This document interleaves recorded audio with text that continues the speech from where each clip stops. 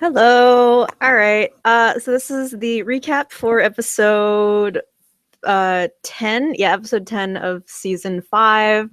And there's going to be some alcohol consumption during the course of this live stream. I have already poured myself a shot to get started here in a little bit. I have more behind my computer that you can't see. I also have plenty of water because I'm going to make the dumbest faces after I take this shot, and you all are going to laugh at me. But the things that I do for the entertainment of the internet.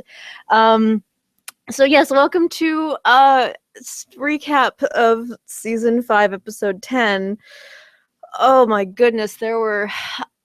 I feel like, you know how you, like, last season a couple of times I had to be like, all right, we're disregarding the format and we just have to talk about stuff. That might be what happens here. Just because, everything happened. Not everything happened. There's things that are still haven't happened and are going to happen next week. And next week is going to be interesting. So here's my little spiel up top. I'm gonna go down here and make sure everything is okay before I get going into my I'm already getting, like, my throat is already going to be like, hey, this is not great. So my spiel up top: I am 26 years old. I live in the United States of America. I am fully legal and capable of drinking this. If you are not of legal drinking age in the country of your residence, and also your time of day, if you're watching this, why are you watching this at work? If you're watching this at work, don't do as I say, not as I do. If you're underage, don't do this. So get prepared to laugh. This is 92 proof rum. Sailor Jerry. This is not sponsored, obviously, and I'm about to have all of the regrets. So I don't want to do this, but I also want to do this because it hurts. Okay, hang on. Oh God.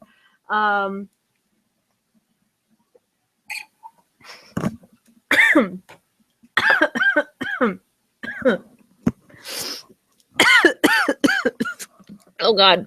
Now I'm spilling water everywhere. Oh, spiced rum. It's a mistake. Mistakes were made.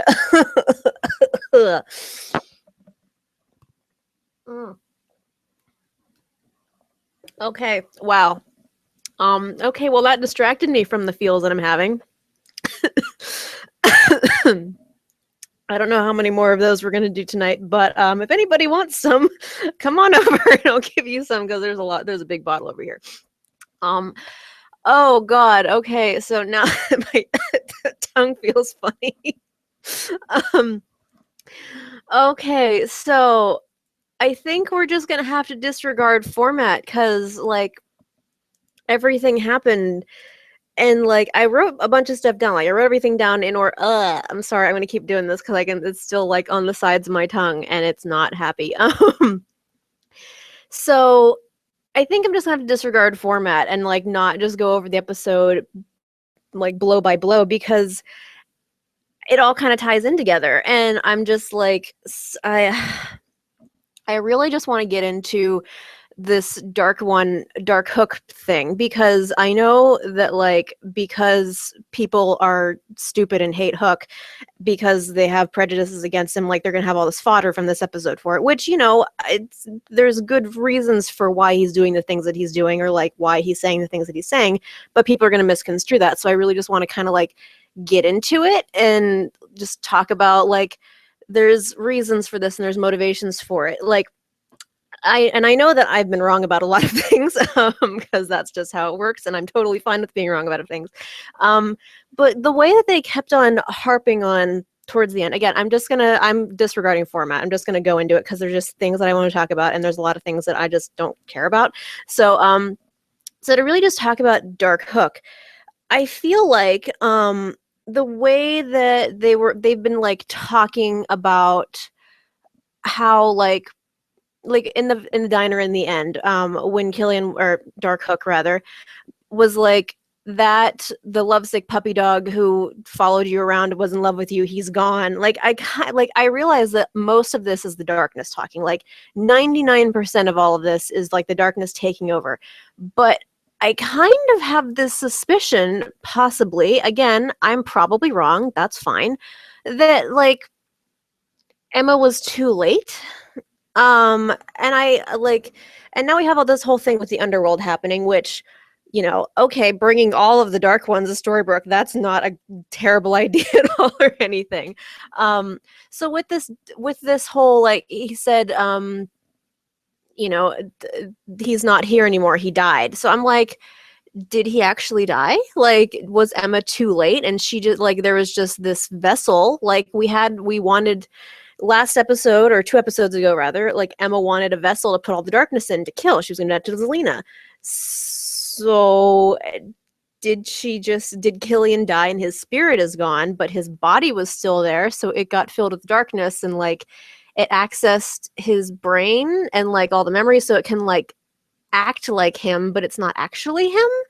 I don't know, because like I just have this kind of suspicion that, like, you know, hey, Killian's not here right now. Leave a message after the beep. We'll talk to you after we go to the underworld to rescue him. I have so many thoughts about that, just because like just the way that they kept on mentioning like he's not here. He died. Like those specific words were mentioned.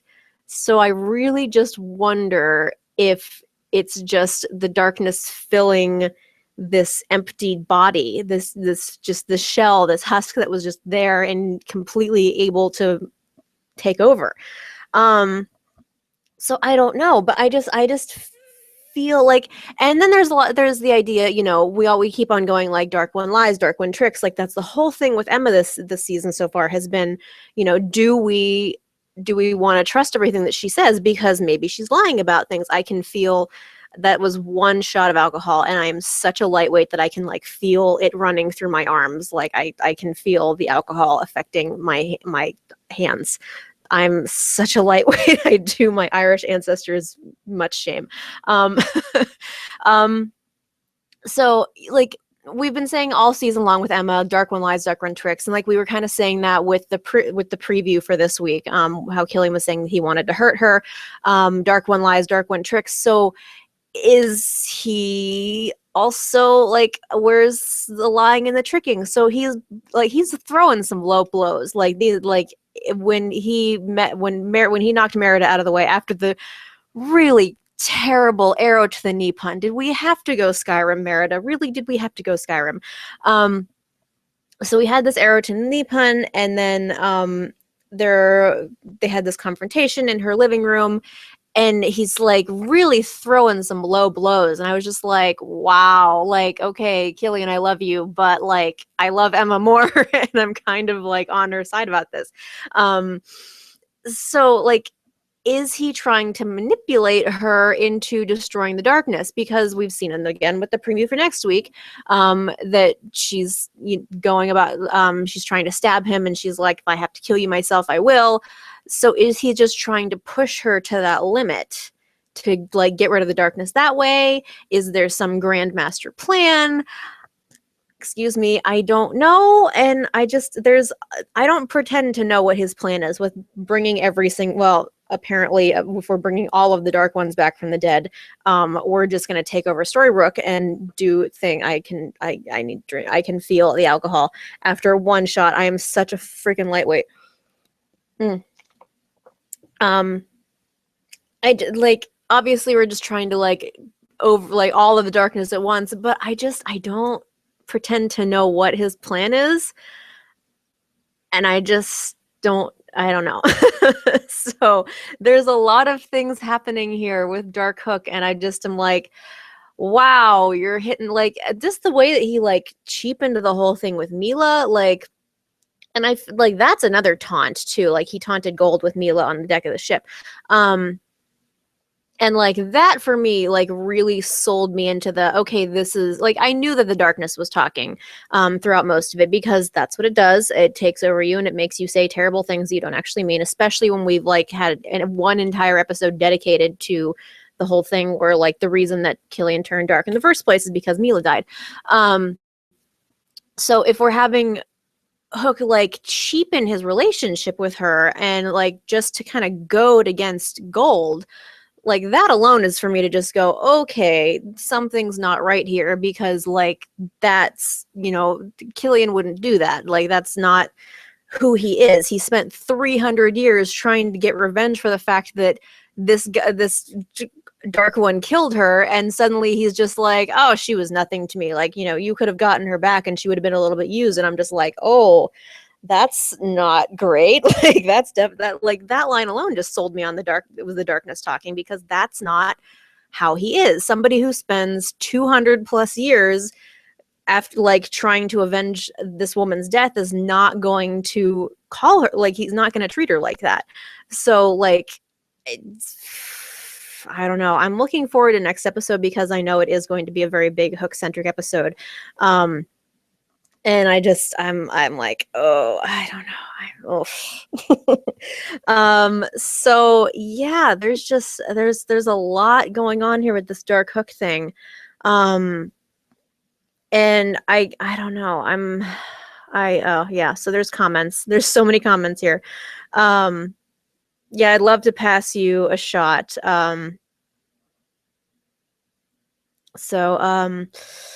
Yeah, Killian definitely crushed our heart. Like that, I called that.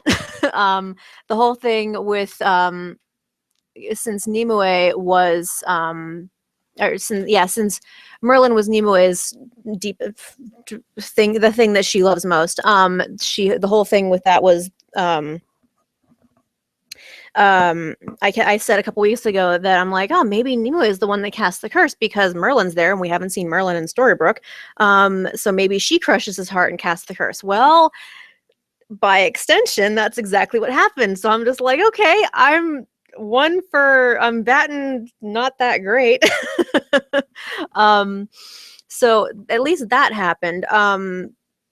The way that not the way that I thought it would, but like at least in a sense that like Nimue is the one, since like she encompassed, like, another thing I was wrong about was the fact that I thought like Killian would be Dark One 2.0 and have like 0 Dark Ones in his head. No, that's not what happened. Again, I'm totally fine with being wrong about everything. This is just me talking out of my ass. So I am glad that like at least that's my one thing. And then I was going somewhere with that and I don't remember what I was going with it. So he could crush, so that Killian was the one who crushed the heart. By extension, that was also Nimue who did it. I actually thought it was interesting that because like now they share visions, because they're both the Dark One, that Emma doesn't also know what the Dark One visions, the evil Jiminy Crickets, are saying to Killian. I thought that was kind of interesting that she didn't know until she was there. So maybe because she, at this point anyway, has kind of embraced the darkness because she's the one who tethered Killian's soul to Excalibur. Maybe because she's embraced the darkness, she doesn't need the guide, and then she only gets him back later because then she's just like, well, I've isolated myself from everybody and clearly I don't know what I'm doing, so now I'm going to have evil Jiminy Cricket telling me what to do. So I thought that was interesting that they didn't she didn't know everything just because they both shared a vision, but at the same time I thought it was interesting that they did share the visions when they were in close proximity to each other. So maybe it's like one thing at a time, like the previous Dark Ones can only help one of them at a time. It could like they have to like do a timeshare. Okay, you get the Dark Ones on weekends, I get the Dark Ones during weekdays, and like maybe Wednesdays after 5 you can hang out. Like I thought that was just silly. Oh my goodness.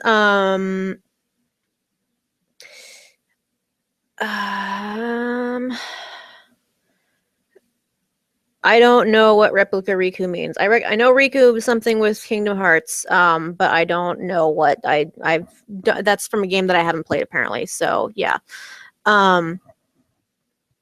So I don't know, with the darkness acting like Dark Hook would, because it might just be the fact that he's succumbing to the darkness and it's like overpowering everything else, or it could be the darkness like just taking over it and just like, I don't know, like, see, because I'm kind of thinking it in a way like playing chess, kind of like, you know, you're strategizing, you're playing ahead. So if they're like, well, maybe if I take over this person and I access their memories and like act the way they would, they will accept me as one of their own, like the whole dark one lies, dark one tricks thing. So I don't know, like if the darkness is aware enough to be able to access everything, to be able to manipulate Killian's dead body, if that's in the case of what it is, and I bet that it's not,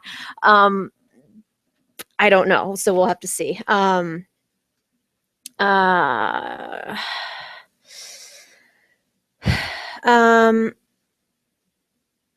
that, yeah, I think that might be it. And like, and we definitely had, so the comment is, maybe the reason Killian acted so dark so early is, and the thing just jumped again, is because where Emma didn't, is because Emma didn't have any darkness of her own to add to this. Darkness had to sort of start from scratch with her. And that is important to note, because we just went through this whole weird thing in 4B where Snow and Charming didn't want to have this child who could make their own choice to be good or evil, and got all the evil out of their daughter before she was even born. I still think that's super weird. I'm sorry, it's just the weirdest thing. So, and we did have like very early in it, I was actually very surprised that we didn't see the scene from Good Form when Liam died, because that's really the first turning point from when Killian went pirate, because he went rogue against the king. And it's because the king, by extension, is the reason that Liam died, not only to mention Liam's own stubbornness, but Killian loved his brother and he's not going to be mad at his brother. The whole thing with, like, we saw like all of these terrible moments, these dark memories in Killian's mind. He saw Mila dying, he saw his hand being cut off, the whole thing with Emma being turned into the darkness, and how she, like, there's these very terrible memories like right at the beginning of the episode. So maybe because we had like I like, if you I'm getting ahead of myself. Words, think, stop before you say anything. There's this idea that, you know, if during the previews for the episode, like the, you know, last time on Once Upon a Time, these things happened, then you know that that's going to be what's important in this episode. So if you see something from like 2 seasons ago, you're like, ah, shit, that's not good. So we saw things from season 2. We saw things from 3 seasons ago. We saw things from season 2. And then we saw things from last season, like all these terrible things that, you know, Killian's been harboring in himself for a long time, that has like really been the reason why he turned dark in the first place and why he became a villain in the first place. So to see that, and then seeing him being absorbed into the darkness with this really weird, like, there was not his Camelot clothes in the vault, but then there was like this weird, like half what Rumple wears and half the pirate clothes, and then he got sucked in the darkness, and then he had the dark cloak, and we had the monk joke, and I thought that was kind of interesting. And then we got the pirate swag back, so yay. So I feel like, you know, that's there for a reason, that we saw these things that happened that are the reason why he turned into a villain in the first place.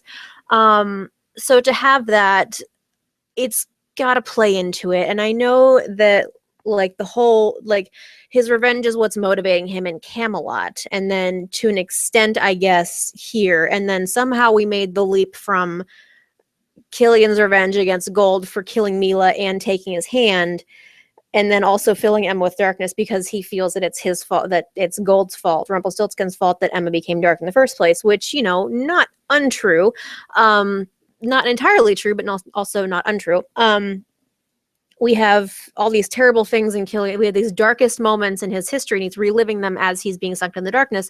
So naturally, that would be why he's so like ready to punch somebody's lights out, like, as soon as he gets out of it, because he just had to relive the darkest moments of his life.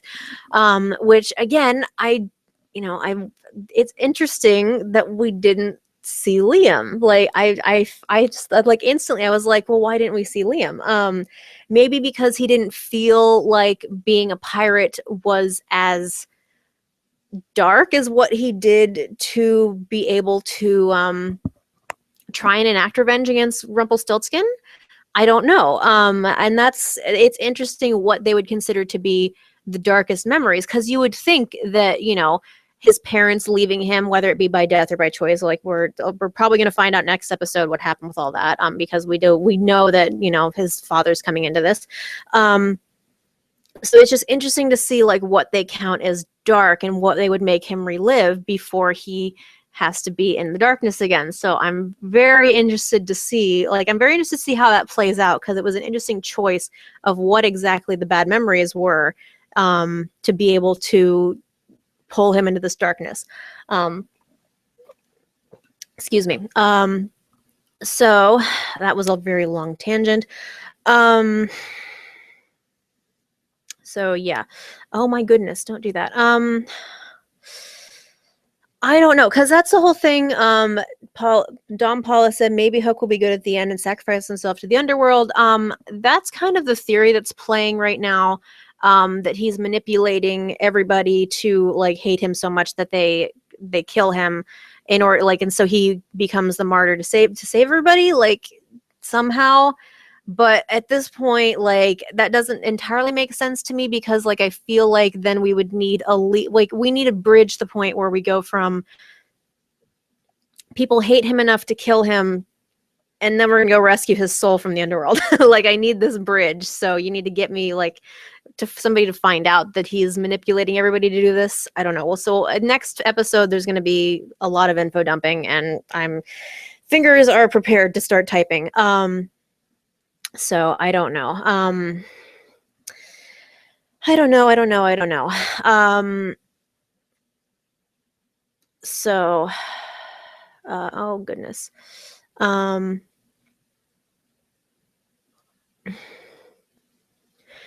Yeah, the Goa'uld, or I forget how to pronounce that. The Goa'uld from Stargate. It's been literally over a decade since I've seen an episode of Stargate, but I know exactly what you're talking about, and so that's a thing to keep in mind. So yeah.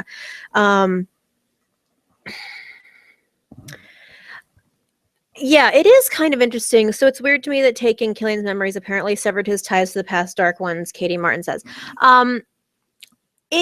I don't know, like, because we have seen his behavior in Storybrooke has been very erratic.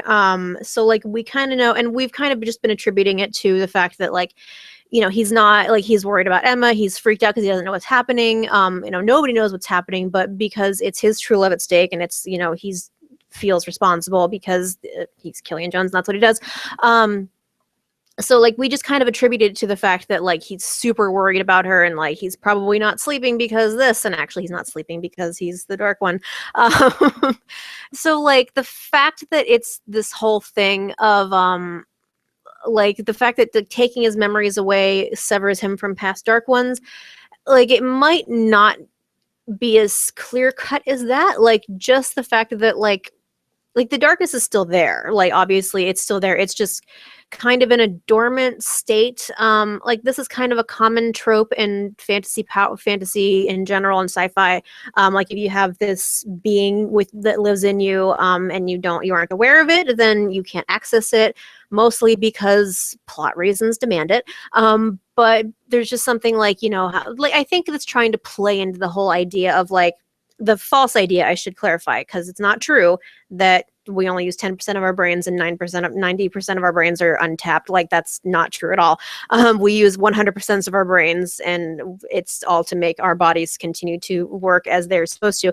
I think a lot of it plays into that idea, just because it's convenient for a plot's sake, that if we don't know about it and we don't know how to access it, then why does it need to be accessed? So I'm willing to handwave that, because like it's such a common enough trope that like if you don't know about it, then like the whole thing of like I had magic all this time and I didn't know about it until the one person came and showed me that the reason why I'm really good at whistling and birds follow me around is because I have like I don't know, I'm making stuff up as I go. Like it's just, if it's unrecognizable to other things. So like I'm willing to handwave that by, but I am curious to like see if we would get any flashbacks of like he has been hearing these voices and he just thinks it's because he hasn't been sleeping and he's kind of going crazy. or like just there's little things that I'm interested to see if they would show in a flashback, like of a recent flashback next episode, or if we're just going to go no flashbacks at all because we've kind of caught up with the current, like we've entirely caught up. So there's no need for flashbacks anymore. So, well, no, because next we are going to get flashbacks next episode because that's the whole reason why they've cast young Killian Jones and Brennan Jones, I think is his name, the Killian's father. So we are going to have flashbacks, just not in Camelot, just to wherever they lived 3,000 million years ago. So yeah, I don't know. So I'm interested to see, but I am willing to hand wave it just because it is such a common enough trope in fantasy and sci-fi. So yeah. So yeah, I don't know. I feel like I just kind of, I don't know. It's just kind of in my brain that maybe actual Killian is dead and this is just occupying his husk body that's left. I feel weird saying it like that, but that's literally what it is. Just like this shell that's left over. It's I don't know. So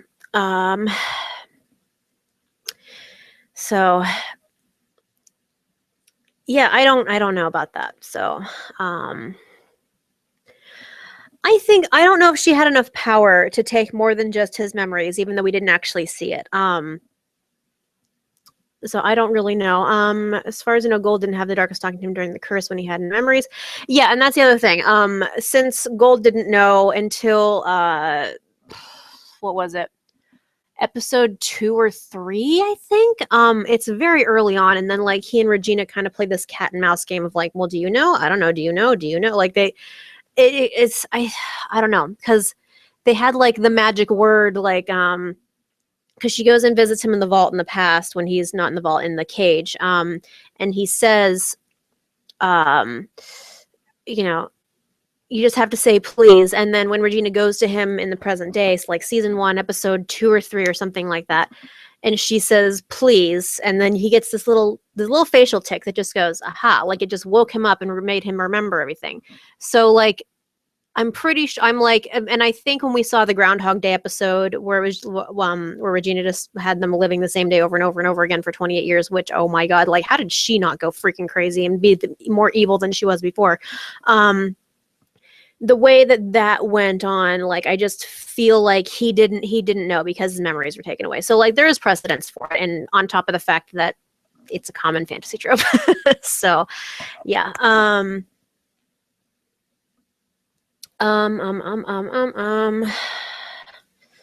So yeah, no, I don't think that could have happened just because it's like it's kind of walled off, like just blocked. So yeah. I'm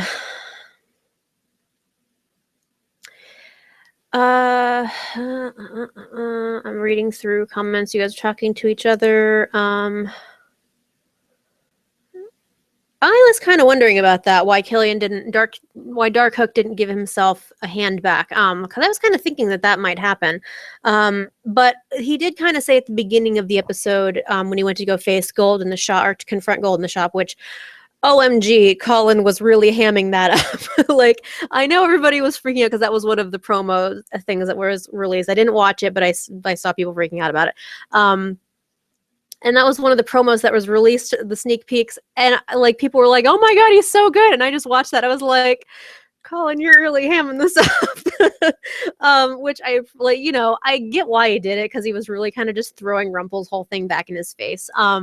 So I appreciated it on that level where he was just like, because he said dearie and he did the Rumple hand thing. So I appreciated that, and I appreciated the fact but I just thought it was so funny because he's like, it was like it's supposed to be menacing and dark, and I was just like, and maybe just because I have a soft spot and I know that in real life Colin is this enormous dork, so I was just like, oh, you're trying to be mean and you can't do it. But that might just be my own bias against it. I just thought it was funny. But yeah, so they did say in the shop that like he had this whole thing where he was like, back hundreds of years ago when you gave me this piece of hardware, I just like the way he like did this hand over his hook. He made like a reference to the fact that like Gold gave him the hook, or was the reason why he has hook for a hand. So like maybe it's just like this is part of me now. And maybe it's the whole thing calling back to episode 4 of last season when he was talking about like he feels like the hook. Maybe that's what's another sign that he's trying to manipulate everybody instead of actually like going like doing whatever. Instead of just actually being evil or being a darkness husk. Sorry, weird. Because like in episode 4 of last season when he got his hand back for the date, and he thought that like because it belonged to like I know that he said like the Dark One lied, Dark One tricked, and he's the reason why his hand was being really the reason why he turned like he was mean and punched Scarlet in the face and everything. Like it was his hand because it belonged to a dark man or whatever. When really it was I can't remember the word. There's a word for it, not psychosomatic, maybe. Placebo, something along those lines. Where it was very it was the hand's fault because monkey's paw, whatever. I don't know. I'm saying words now. I swear I only had the one shot of rum. So whatever that was. So maybe he feels like if he gave himself his hand back, like it would actually pull him further into the darkness and like uncover pull him further down into it and not have this like facade of darkness that he's pulling right now just to try and defeat everything from the darkness. I don't know, but I was really interested to see why they wouldn't just be like, oh well, he fixed Rumple's leg, obviously. What for the duel, like, and I thought that was interesting too, that he gave the concession of making it a fair fight by fixing Rumple's broken leg. And is the leg fixed permanently? I don't know. Like, does Robert Carlyle not have to fake a limp anymore? I guess we'll find out. So yeah. But I was interested to see why they didn't just be like, oh yeah, obviously he gives him, like, you'd think that like Colin would be like, hey, can I have my other hand back? Because I assume that it gets a little bit annoying sometimes, just have to like hang on to this thing all the time. But I get, Colin is not a writer or in charge of the show, so yeah. So yeah, I don't know.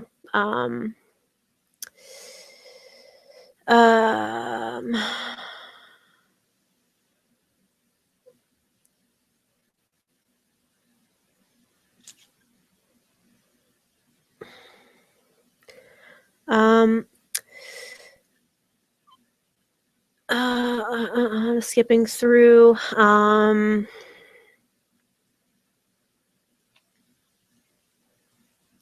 Just jumped again, dang it. Sorry.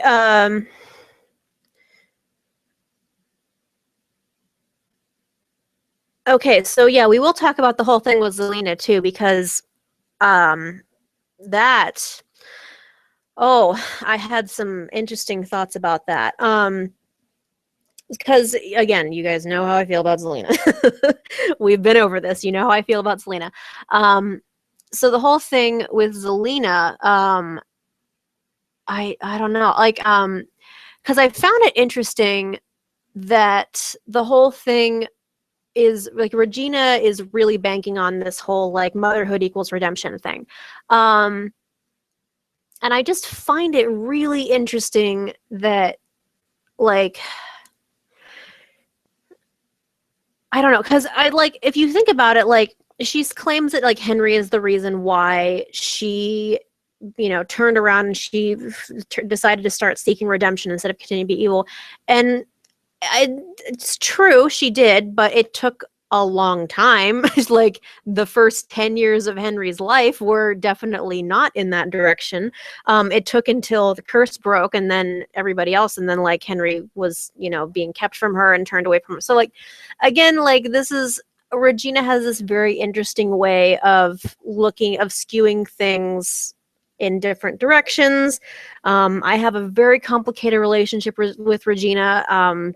She's such a good character when she's on point, and when she kind of rewrites things a little bit, it's not as great. But that's my opinion. So I just, she's banking on this whole, like, if Zelina gets to know her daughter, which, seriously, give me this baby's name. I think we're gonna get the baby's name next episode. I think that was what it was said, because like, I hate they're like, okay, we're gonna have this baby, and then we're not gonna name it till like 2 or 3 episodes later. Like, come on, give me the freaking baby's name.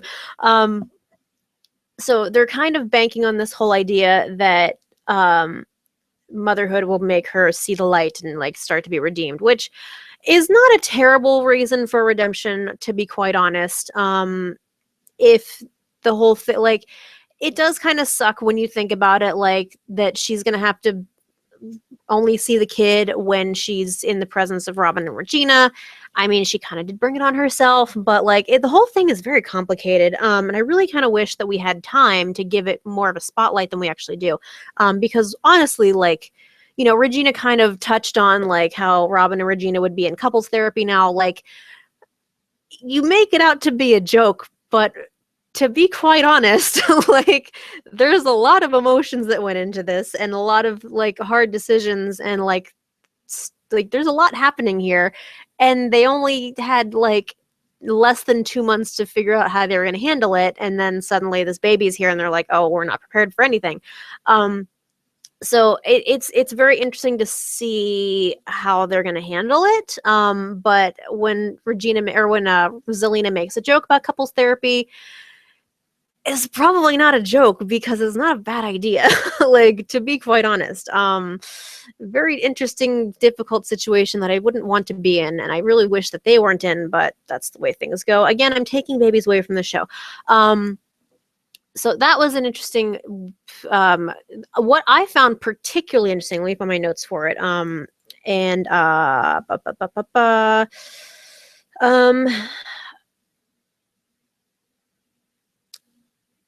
I skipped way past it. So the part that I thought was really interesting was when Regina called Zelina out in the hospital. So she says something like, you keep going on about how you're so wronged and whatnot. And I'm just like, Regina, you were doing the same thing for the last 3 seasons.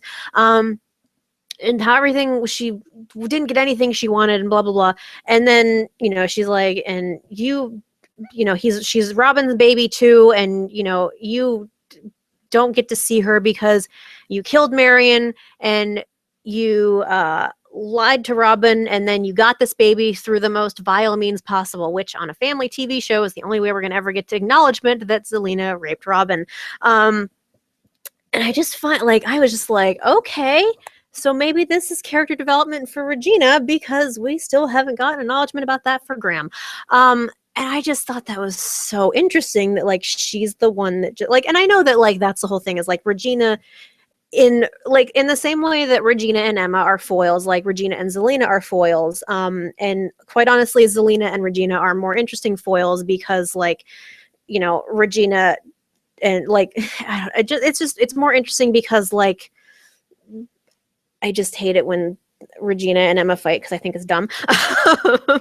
And at least, like, this gives Regina, like, if Regina's fighting with Zelina, then at least gives her like this idea that it gives her like reflection. Like, at least I hope that it's giving her moments of self-reflection. And like, I don't read Regina fan fiction, but like, I really hope that like the Evil Regals are like taking this and being like, okay, this is a good moment to introspect on all of the bad things that she's done, and she continuously reminds us that she did all these terrible things, so let's reflect on it and how she feels bad and how she's going to grow from it. Like, please tell me that there are Evil Regals writing this fan fiction, because I do love good character introspection fanfics, and I just hope that they're taking this to heart and like doing something with it. But yeah, I just thought it was like, they're more interesting foils, just because like it does offer Regina this opportunity to be like, okay, I was in your shoes once, I know what you're going through, you need to stop it. So it is very interesting. Like, it's always more interesting to have them both fighting it out on screen than it is for Emma and Regina, because it's just dumb when they do it. So yeah.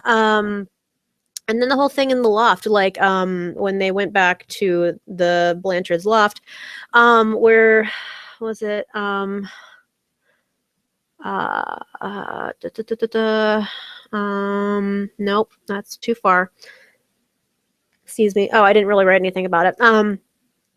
It was just really like first I kind of giggled because like Zelina took the baby and the baby started crying and I was just like, oh, that's great. But like there was just it was just a very emotional moment where like Regina opened up about the fact that when she became a mother to Henry, um, you know, that's really what helped her to be, I guess, to be put on the path to redemption because, like I said, it kind of took 10 odd years for her to actually be like, oh, hey, maybe I should straighten my act up to be there for my son. As you do. So it was just like this, it was a very emotional, very touching moment. And just the way, like, when Zelina took the baby in her arms and, like, she had this moment and she was very like, hi, I'm your mommy. And then, like, Regina and Robin are in the background just like, okay, this is going to be hard, but I think we can do it. And that's the whole thing. Like, you know, whatever, like, as much as I wish that we could see more of this whole thing with Regina and Robin and Zelina and this baby, like, play out, like, get more into it. We have such an ensemble main cast of characters. I think there's like 8 people who are in the starring section. And then, like, once we get to the guest stars, then there's even more. So, like, we can't dig into everybody like we want to.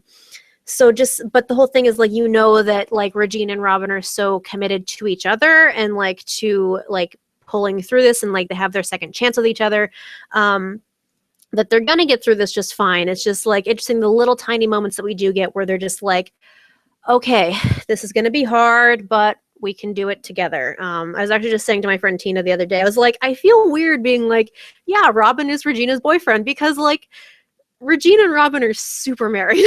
Like, they're so, like, they act so married. It's not even funny. Like, I'm laughing because it's ridiculous, but it's just they're so married. Like, and I, you know, like the way that the body language between Kelly and Emma, I'm just like, wow, you guys are super married. But like, no, Regina and Robin are like way married, and it might be the fact that they're like older than everybody else. Like, I don't know how old Robin is, but like, you know, Regina is 10 years older than Snow and David, so like obviously she's way older than Emma. So like she's kind of she's the oldest person in the group of an Avengers, and so obviously Robin's probably a little bit older too. So they just feel like as much as like Snowing is like the mom and dad because that's just how things are. Like, no, Regina and Robin really are like the mom and dad, that they're just like, really, you guys, we can think this through a little bit better. Let's stop and be rational about this.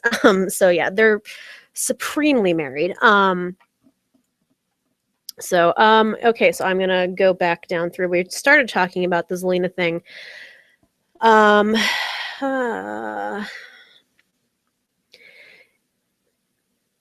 gosh, stop jumping around, chat. Goodness gracious. So yeah, I mean, the whole thing, like, I do hope that she starts to get like, again, like, I feel like I would like Zelina more because, like, she does have these moments where she makes me laugh, and I appreciate her as a character. Again, mostly as a foil to Regina, but I really would like her to get this redemption, and maybe I would like her more than I actually do. So I am just like really, really hoping about this. So, but again, I don't really know because, like, it is really complicated because I don't know. There is this whole thing where just because like that's the whole thing, like, why I found I don't know, because I'm trying to like think how to explain this. Like, yeah, you want to have like Zelina be in her daughter's life because if she wants to be in there, great. But at the same time, like, I do get Robin and Regina's point of view where they're like, she kind of has to earn it, and I get that. Like, it's like this whole thing where, like, just because you're family with somebody doesn't mean that you automatically have to love them. Like, that's a really problematic standpoint, and it's also a very abusive idea to be like, yeah, just because, you know, they're your family, you should love them. Well, no, actually, they're pieces of shit, so I shouldn't. And that's like the whole thing with Neil. Like, yeah, Neil wanted to be in Henry's life later, but like that doesn't mean that Emma should have gotten back together with him, because like you could see through all these context clues, like just like I was thinking about this earlier. I was putting up my Christmas tree because I have 1,000 swan ornaments, completely unrelated to Once Upon a Time. I just happen to have them. And I was, for some reason, I was just thinking back. I was musing on season 2, and how, like, when Neil came back to Storybrooke, he had this whole thing of, like, he was very defensive, which, understandable, since he's the reason Emma went to jail. He and August, and the whole conversation they had where she tried, or because nobody's trusting Emma right now, and, like, that's my favorite thing, when nobody believes Emma and trusts her. I hate it so much. But, like, Neil did the same thing where she would, like, Emma said something about her superpower, her thing with lies, and Neil was like, "You thought you had a thing with lies, but I never bought it." And you just could see the way that Emma's face, just, like, she wilted a little bit.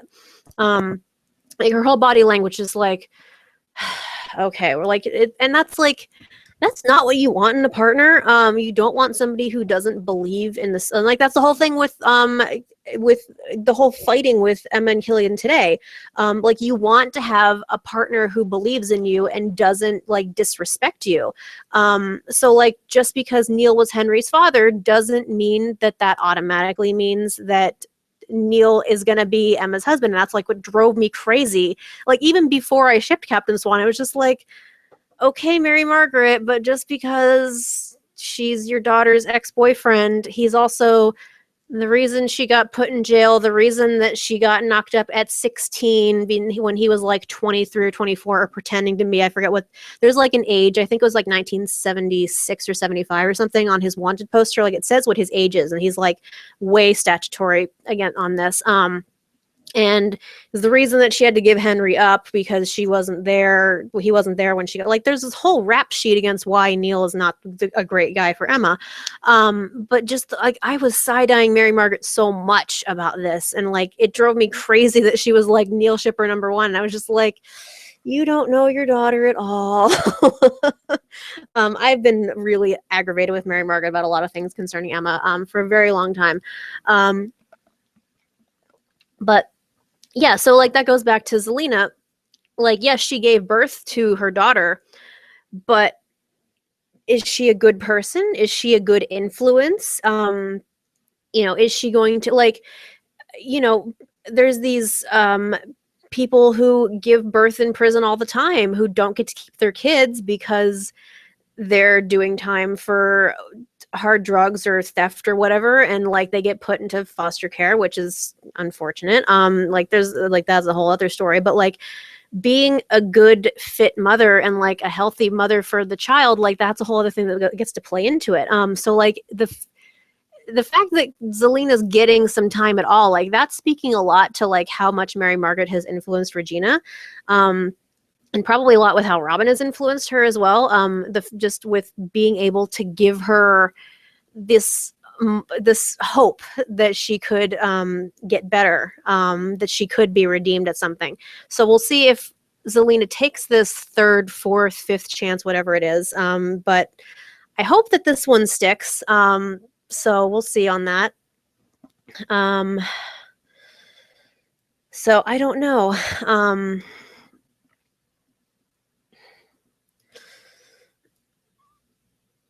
Yeah, so the whole thing with, like, just because you're somebody's parent doesn't mean that you deserve to have them in your life. So I didn't get the Kingdom Hearts vibe when all the Dark Ones appeared. Again, I thought, like, this time I was kind of shocked when it was Nimue who came off the boat at the end. I was thinking that he was bringing some other dead people back, like maybe it would be Liam, maybe it would be his dad, maybe it would be Mila. I don't know. I was just like, I don't know what to expect, but Nimue was not at the top of my list there. And again, when they were all in Emma's basement, I was just like, they look like Jawas, because I got Star Trek brain right now. So yeah, it's really complicated with the Zelena thing. I'm very concerned about that. So yeah, whole thing with Regina and Graham, I'm just like, we're not going to talk about Graham ever again, but I guess this is the only thing. So yeah. Um,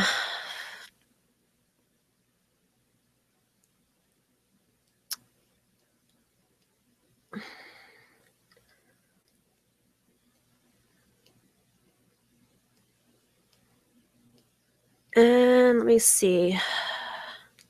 Yeah, I don't know. The whole thing with Graham is so freaking complicated. I don't even know where to begin with that. And like that's kind of why, again, like I started to do recaps for the older episodes, and I just kind of stopped mostly because like it was like it's kind of like when you're restarting a video game. Speaking of Kingdom Hearts, when you like the first 10 to 15 hours, you're just like, okay, I know all this already. I don't need to have all these tutorials. Like I get that. And like that's just how it feels when you restart a show and I'm trying to like dredge up something to talk about that we don't already know, we haven't already talked about 1,000 times before. So like I don't know. I just the whole Graham thing is like ridiculously complicated. But it's again non-consensual, and you can frame it however you want, but non-consensual is non-consensual. So like when you're not in control of anything.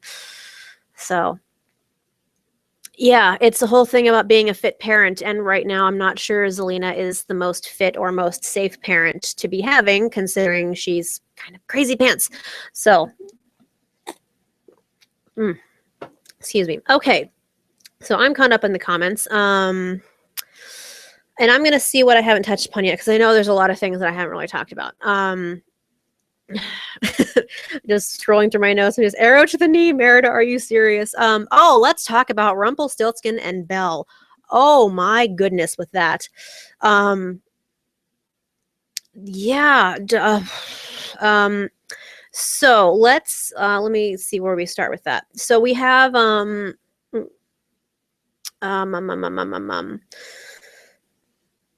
we have the Avengers talking about everything in Regina's house. And like we have Rumple when they're leaving the house to go to the library because that's where all of the books are and that's where the Tome of the Dark Ones or whatever it was called. Like we had this whole thing where Rumple was kind of hanging back, or Gold, or whoever you want to call. I'm going to just switch names as per usual. And he talks, Belle's like, "Are you coming? This was your idea." And he's just like, "No, I'm going to go get ready for this fight." And he makes this point where just because he saved Belle from Merida, it doesn't automatically make him a hero. It does not erase a lifetime of cowardice. So like I wanted to cheer, but I was just so like, I need to just type this down and I'm going to cheer later. There was such a good conversation with them where he was just like acknowledging that like saving Belle from Merida was just like the first step to becoming a hero. And so now he wants to take more steps, and so he can start being being the man that he thinks that Belle deserves.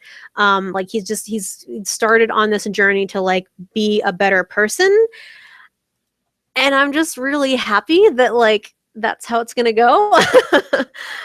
Like I'm just super happy that like I've had so many conflicting things about Rumbelle in general, and like it's I'm just trying to like I was really concerned that when we had him, like we had this blank slate. So he has the white heart, and then like we have to decide, is he going to be good or evil, whatever. So like now that he's awake and he's like taking the first steps, like it's a good thing that he's acknowledging like, hey, I've been kind of a dick. I'm going to try really hard to erase so much of that as I can by doing a lot of good things. And I'm like, okay, this is what we need to do. We just need to take baby steps, and I will be happier about it. And it's good that they have this conversation. And then like at the end of the episode, he goes and he meets her at the well, or no, she meets him at the well, and like that was kind of a dick move for her to be like show up and then dump him essentially. But it's better to like, I feel like in a way it was supposed to give him hope, because again, I think that Rumbelle is supposed to be one of the end game couples. Like they've been through the whole time. I don't really know. We'll see. But I feel like they're supposed to be one of the end game couples. And like, there's this whole like the way that she was just like, you've wronged me too many times, and if we're gonna fix this, I want to have time to like decide for myself if we're going to fix this, because this was very much Rumple going, I'm going to do this, and then if you want to still be with me, meet me at the well where we got married, and I'll be fine. So like that kind of removed her choice a little bit from the matter. And like, you know, she had the choice to come or not, but like that wasn't her choice to be like, okay, well, you're taking these steps and this is what I've always wanted you to be, but that doesn't erase the fact that you've also been kind of a dick for a long time. So it's really good that she, A, stood up for herself, and B, was then just like, I need time to think about this. I need time to like figure out, is this going to be worth it? Is this something that I really want? Because she did say that she loves him, and sometimes love isn't enough. I can speak from experience that sometimes, you know, you can love somebody and you can dearly want the best for them, but being with them is not going to be the 100% best plan of action for either you or for them. So like, that's just a thing that happens. And I'm glad that we're like acknowledging this. And then there is still the bit of hope where Belle's just like, I love you, and I just need some time to think about this if I really want to be with you, because again, you've dicked me over a lot, and like she has, you know, and he's said like that he wants to change and he wants to treat her right and he wants to be honest with her and not manipulate and lie and all that. And I'm just like, okay, good things. Just also please respect her decision to be like, no, thank you, if that's the case. So yeah, I'm really hoping that this will be this will lead to some good groundwork for a healthier Rumbell. But again, we will have to see where things go, because I've always just had this feeling that like, in the end, like the big bad behind everything, like I know we like to joke that like Blue is the shady person who's behind everything, but like I've always kind of had it in my heart that like the last big bad to defeat would be Rumpelstiltskin. So how we go about that, I'm not really sure. But I just kind of have felt that it's always just been leading up to defeating Rumpelstiltskin somehow. So we'll see. So yeah.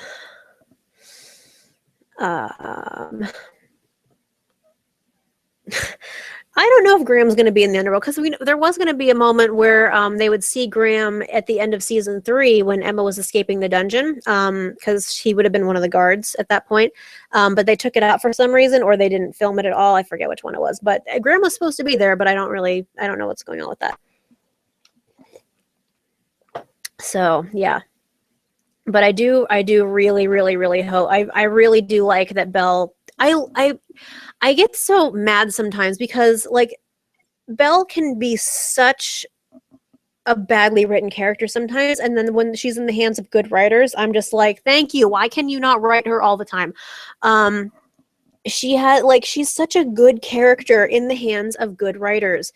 And in the hands of not so good writers, it infuriates me because they turn her into this weakling. And I'm just like, no, she's resourceful. She's smart. She knows what she's talking about. She's like, she knows like 6 languages, and she's researched all this stuff, and she like knows how to handle herself against blah, blah, blah, blah, blah. So like, they forget how to write her well. And this, I think, was an episode where they really did her very well. They did her justice, where it's like, no, she has a spine. Like the same episode, like when she kicked Rumple out of Storybrooke to begin with, at the end of 4A, like it was a good Belle episode because she's standing up for herself, and she's like, no, I'm not standing for this anymore, and I don't want you to treat me like this anymore. So like, this is again the same kind of thing where she doesn't want him to treat her like this anymore. I just is really good when they write Belle well. I just want them to do that constantly. So yeah. Yeah, so I really am hoping, and maybe this was like kind of they're writing her out a little bit. They're kind of trying to like push Belle to the background, where they're not going to have her in as many episodes because Emily's pregnant. So maybe this is their way of like, oh, she's around, she's just not a main character right now. Like maybe that's their way of doing it. I don't really know. So if that's the way they're going to do it, at least they're like, well, she's finding herself and she's deciding what she wants. Fine. But we'll see. That's kind of interesting. It was just an interesting timing of that, I guess. Or maybe it's not interesting time. Maybe it's completely on purpose. So, but I don't know. It'll be interesting to see how this goes. And if he actually keeps his promise this time. So, yeah.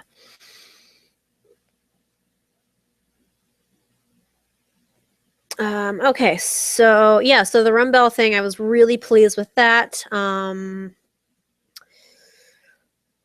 me see.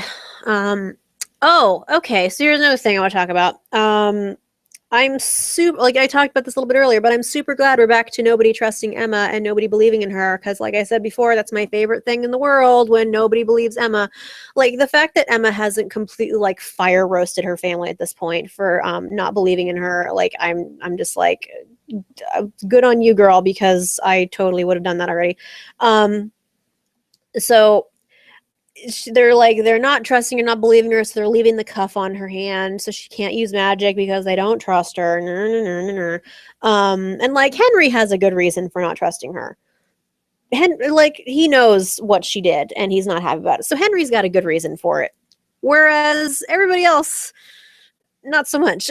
Like maybe because like maybe Henry told him or Regina told everybody, but I'm just like, can we just like let her, like she's the savior and she's supposed to do things, and I realize that there's supposed to be obstacles, but I really just wish that we wouldn't play that her family doesn't believe in her, because I know that like it's another thing that it's causing a parallel where like, you know, Emma's doing the same, like her family is doing the same thing that Emma was doing to Hook back in Camelot, where she didn't trust him to have Excalibur, because he said his dying words were, "I'm not strong enough. I can't defeat the darkness. And so like she's protecting him by keeping it from him.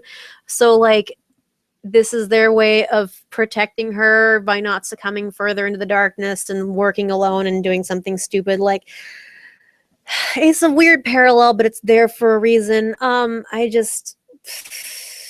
But I am glad that in Camelot, like I'm mad that David is once again just not trusting Killian with things. Like thanks, David. That's a way to go, turning on your bro like that.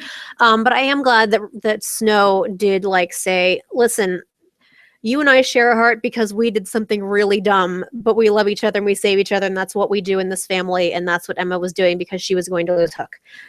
I'm glad that was acknowledged, because yes, Snow and Regina both have done very dumb things for the name of love. So like this is par for the course in the charming family. So yeah, it's a very good thing that they acknowledge that. So let me see what else I have. So we had that.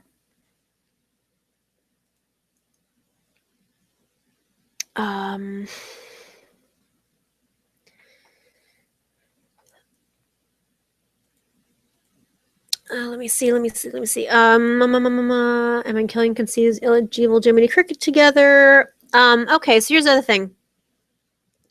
So Killian is justifiably angry about a lot of things. However, Emma had good reason for it. She had like the whole thing with like Killian has a point about Emma not trusting him, like to go back to believing in each other and whatnot. Like he has a good point about that.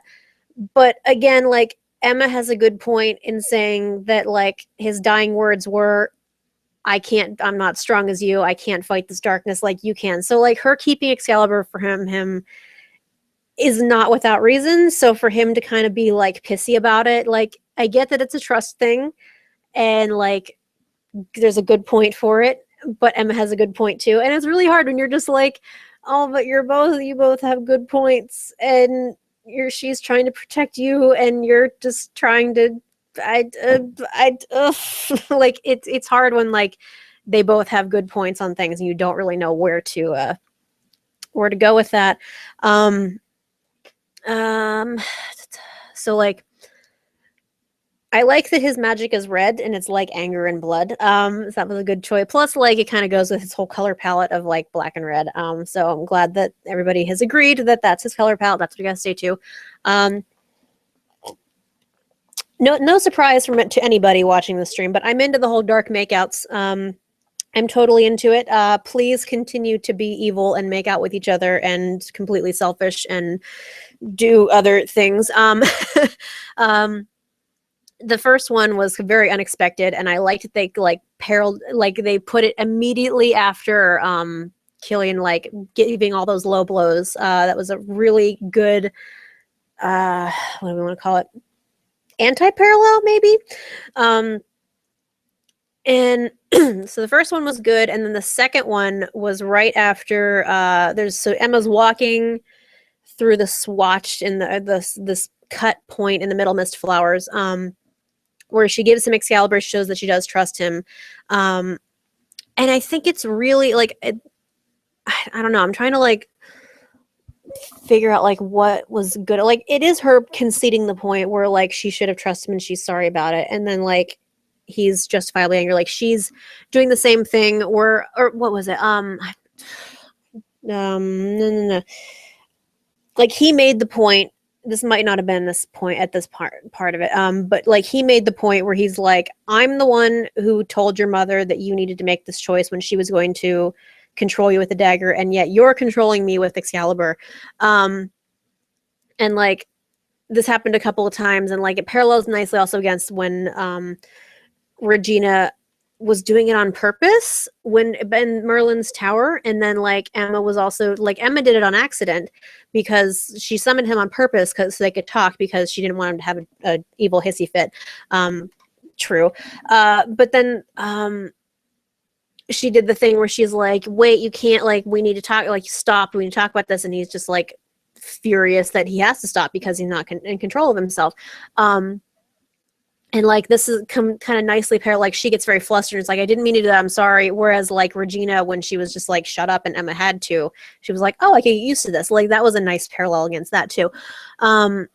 But just the fact that like, first off, she's the one that said I love you first, and like he pointed that out too, which is good. That like, she's opening up more, and she's using the fact that like they both love each other and they want to have this future together to be able to like keep him tethered to the present instead of being succumbed to the darkness. Like, she's using whatever she can to keep him there, which that's fine. And then like, he did, like, it was the hottest thing where he was just like, I love you too, yoink. And then like, again, with the making out everywhere, like, I'm like, okay, I'm good with this too. So there was that.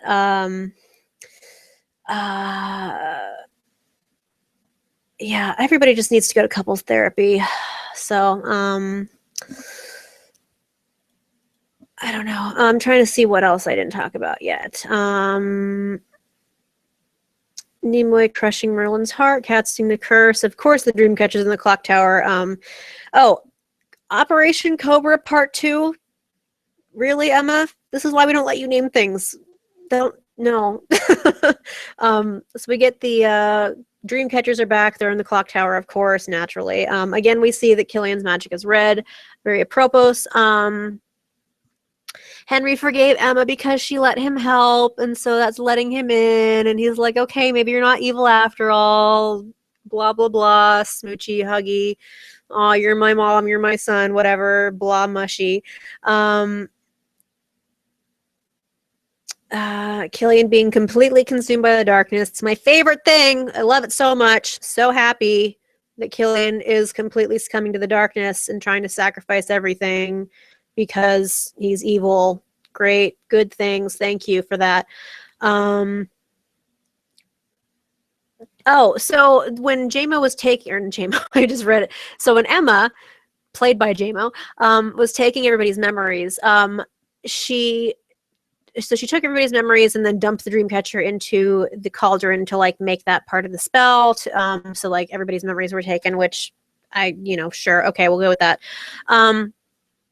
And she's holding Killian while the curse is going, which is not at all a painful callback to when the first curse was cast and snowing, where like Charming was like dying on the floor and Snow is holding on to him. That's, great. Thanks.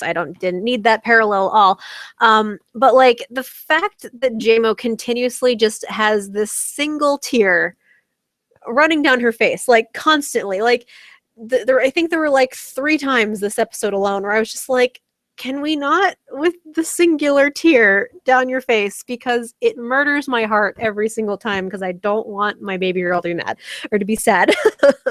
So there's that. That's fun. I'm totally fine. I'm fine. I'm not upset at all about any of that.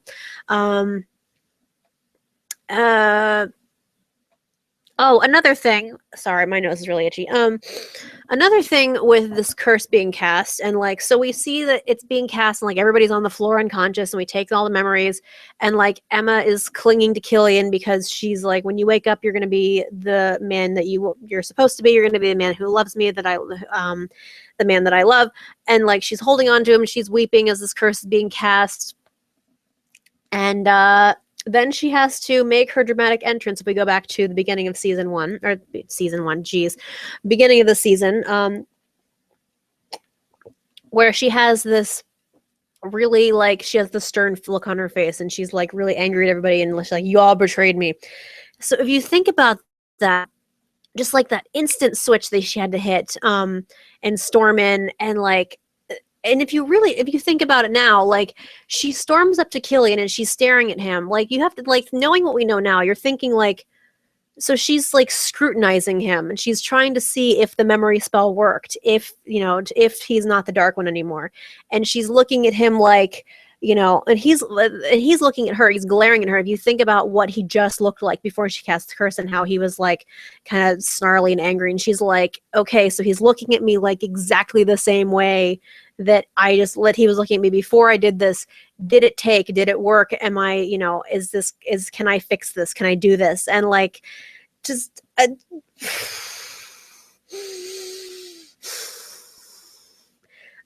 really emotions. So yeah, so there's that. That I'm not going to think about anymore, because it's like, she just has to be wondering, is this still like, did it work? Like, just continues thinking, did this work the way that I wanted it to? So we give everybody their memories back at the end. I like how, so we trigger all of the dream catchers, and everybody gets their memories back.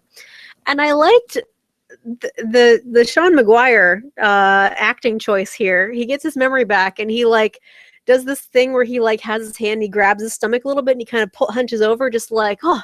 And I'm like, are you having a baby? Did you just have a contraction? Like, what's going on here, Sean Maguire? Why did you make this acting choice? Like, maybe grab your head, but like your stomach? Why did he just like do this weird grab the stomach, kind of hunch forward, like, oh, the baby kicked? It was a very interesting choice of actions there. That's all I have to say about that. And then somehow we jump to Killian's plan is to open the portal to the underworld, because conveniently the pond is the portal to the underworld, and we're just going to break all of the realms and the barriers between them to bring all of the Dark Ones back from the dead, because that's not going to have any kind of consequences whatsoever. So that's all the notes that I have. I'm going to take a look at what comments are. And then I think after that, I don't have anything else. So I don't know. Yeah, it was a really nice touch. She admits that her walls go up when she's upset. Like, she's like, you know this about me. And he's still just like, I mean, like, that's the whole thing with being the Dark One, is that like, your heightened emotional state, and like, if you're upset about something, you're not going to hide it. You're just going to unleash it, because like, you have no control over that, or you have very limited control over it, especially if you're like brand new baby Dark Ones like these guys are.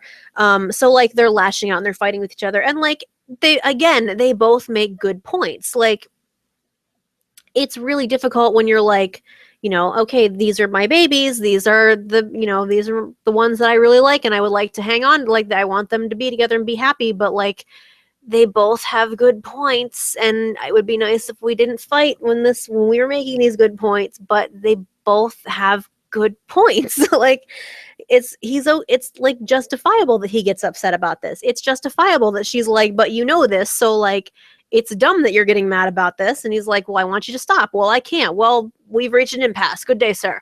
I don't know what that was. So yeah, so it was just a really interesting thing. And it's hard when they both have, when the whole time they're fighting back and forth for every single flashback, they were fighting and they had good points, and it's difficult when that happens. So yeah, none of them are ugly criers. Nobody on the show is an ugly crier, and it makes me upset because I am a very ugly crier, and that's stop it. Stop being beautiful people. Everybody on this cast is gorgeous, and I can't stand it. No, I love it. Yeah, and like the whole thing with like we can't, Mary Margaret can't keep a secret to save her life. So keeping her memories is not the best. They're letting her keep her memories is not a good idea. We all know how that works out.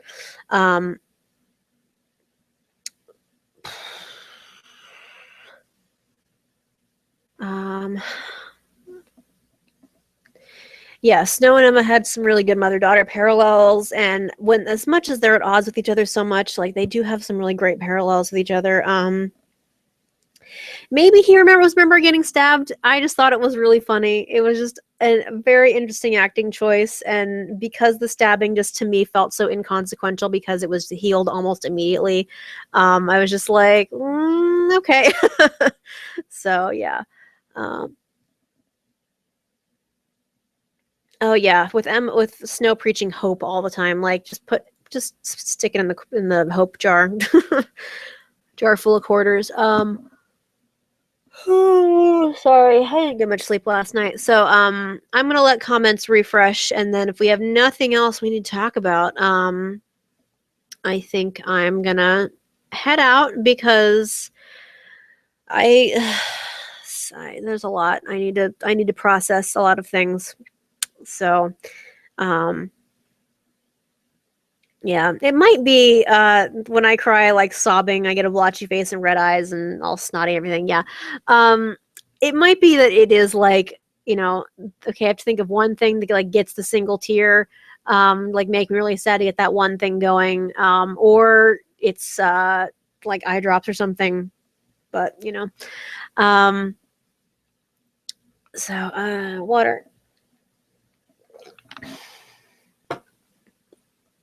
I'm gonna double check and see if I got everything that I wanted to, because I know we didn't talk about much at the end of the episode, except for like Hook's motivations. No, I think we got everything. Oh, there was a clarification point that I did appreciate because I was wondering about it.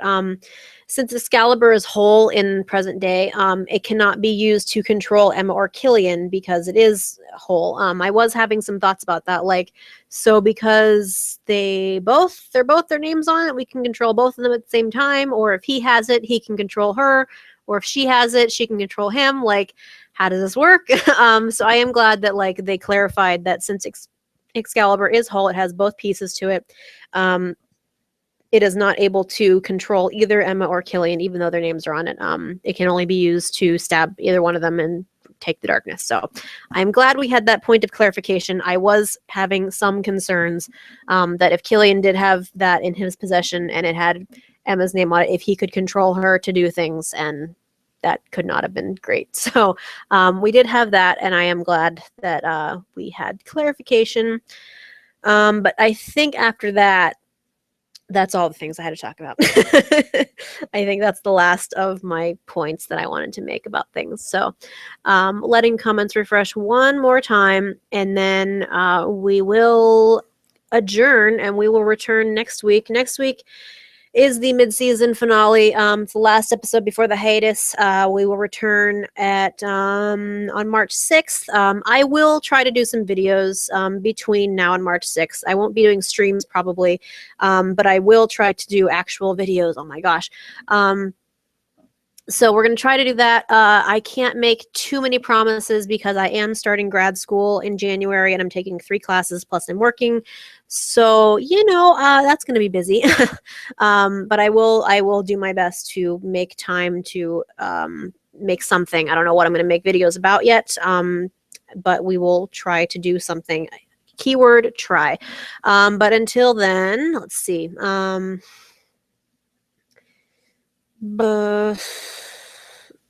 Yeah, swear jar or a hope jar for snow.